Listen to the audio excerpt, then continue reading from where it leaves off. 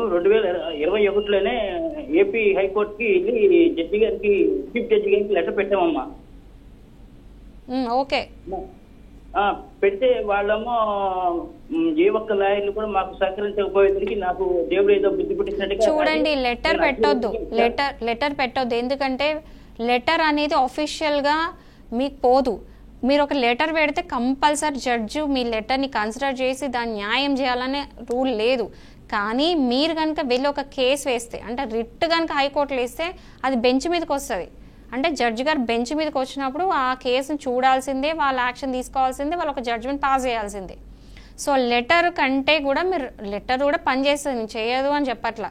But వాళ్ళకున్న time factor, అంటే చాలా వేల కొద్ది కేసెస్ ఎవ్రీడే చూస్తారు. సో ఈ లెటర్ కన్సిడర్ చేసి అంటే వాళ్ళకి ఆ టైం పర్మిట్ చేయకపోవచ్చు.